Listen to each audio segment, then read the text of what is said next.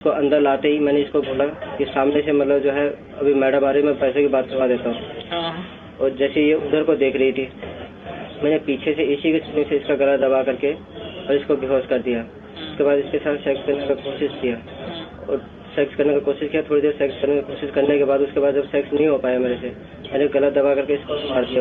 मैं बोला हमारी लड़की देखी सुनिंदर भैया, तो कह रहे नहीं यहाँ लड़की नहीं आई है, हम तो बहुत देर से खड़ा हूँ। The Court of India described this case as the rarest of the rare, since its brutality and the nature of the crimes have no precedent in the country's criminal history.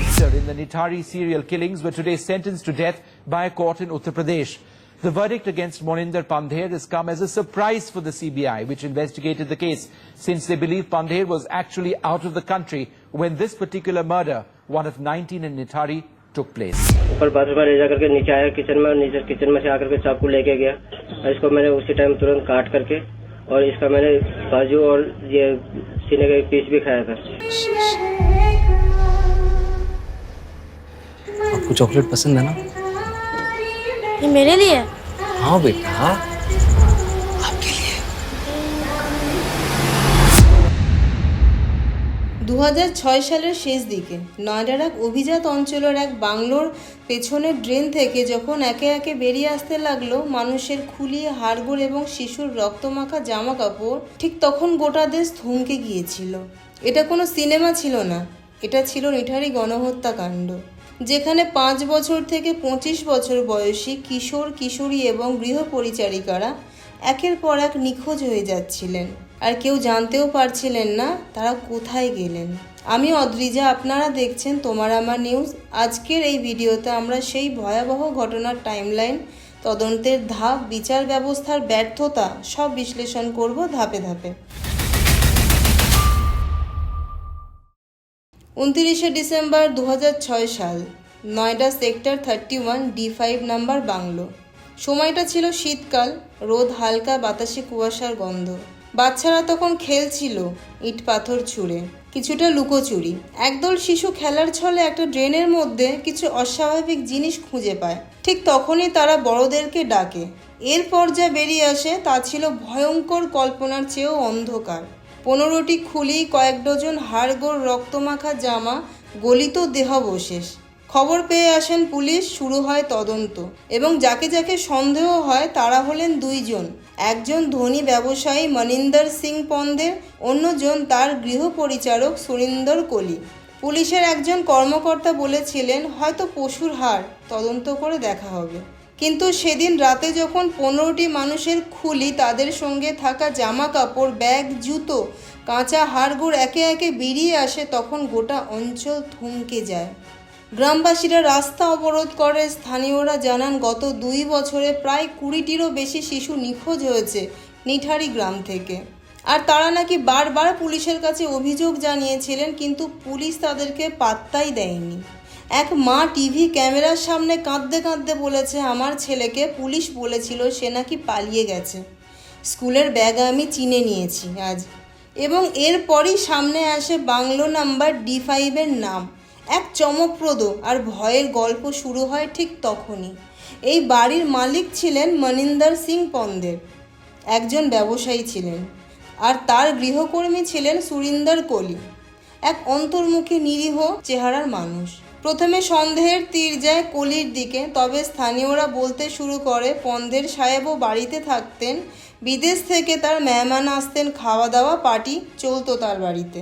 অবশেষে যখন ব্যাপারটি মিডিয়ায় বড়ভাবে ফেটে পড়ে, তখনই প্রশাসন জাগে। ঘটনা ভয়াবহতা সামনে আসতেই 5 জন পুলিশ অফিসারকে সাসপেন্ড করা হয়।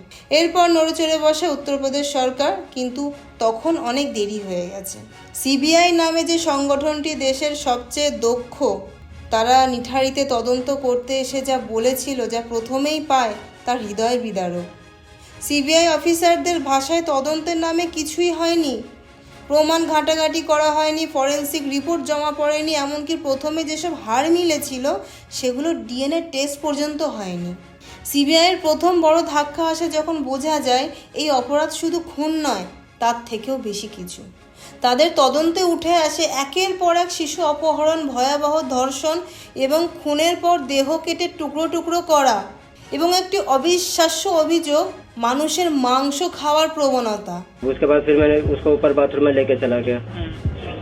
ऊपर बाथरूम में ले जा करके नीचे आया किचन में, और नीचे किचन में से आकर के चाकू लेके गया और इसको मैंने उसी टाइम तुरंत काट करके और इसका मैंने बाजू और ये सीने का एक पीस भी खाया था। এই অভিযোগ এতটাই ভয়ঙ্কর ছিল যে একাধিক আধিকারিক মানসিকভাবে ভেঙে পড়েছিলেন।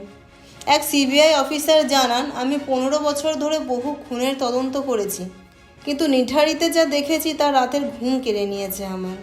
তদন্তে স্পষ্ট হয় এই পুরো অপরাধের মূল অভিযুক্ত সুরিন্দর কোলি, যিনি পন্দের বাড়িতে পরিচারিকার কাজ করতেন। এরপর শুরু হয় বিচার পর্ব।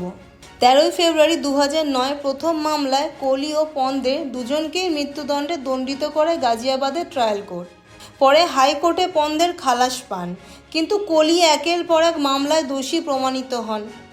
কোলির বিরুদ্ধে 16টি চার্জশিট দায়ের করা হয়, তাদের মধ্যে 12টিতে ছিল অপহরণ, ধর্ষণ, খুন এবং দেহ লোপাটের চক্রান্ত।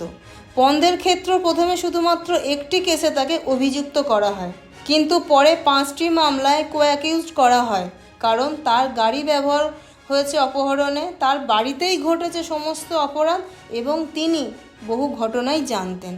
জুলাই 2023 হাইকোর্টের চূড়ান্ত রায়। এলাহাবাদ হাইকোর্ট 12টি মামলায় কোলিকে এবং 2টি মামলায় পন্ধেরকে সম্পূর্ণ খালাস দেয়। বিচারপতির পর্যবেক্ষণ, তদন্তে যথেষ্ট গাফিলতি রয়েছে, ফরেনসিক প্রমাণ, প্রত্যক্ষদর্শীর অভাব এবং ভাষাগত বিভ্রান্তির কারণে জবানবন্দি গ্রহণ সঠিকভাবে হয়নি। এতেই প্রশ্ন ওঠে যে অপরাধের এমন ভয়াবহ চিত্র আছে, শিশুর কঙ্কাল পাওয়া গেছে, অভিভাবকেরা সন্তানের জামা শনাক্ত করেছেন, সেখানে কোনো প্রমাণের অভাব। নিঠারী শিশুগুলি ছিল অত্যন্ত দরিদ্র ঘরের সন্তান, যাদের অনেকেই তাদের সন্তানের ছবি পর্যন্ত তুলে রাখতে পারেননি। এই কেস শুধু একটি সিরিয়াল কিলিং নয়, এটি ভারতের সামাজিক বৈষম্য, বিচার ব্যবস্থার একটি গাফিলতি এবং মানবিক অনুভূতির চরম বিপর্যয়ের একটি দলিল। এই ধরনের ইনফরমেটিভ এবং ইনভেস্টিগেট ভিডিও দেখার জন্য অবশ্যই আমাদের চ্যানেলটি সাবস্ক্রাইব করুন, যেখানে আপনি এ ধরনের ভিডিওর পাশাপাশি পাবেন প্রত্যেক দিন গুরুত্বপূর্ণ খবর। ভালো থাকবেন সবাই, অনেক ধন্যবাদ।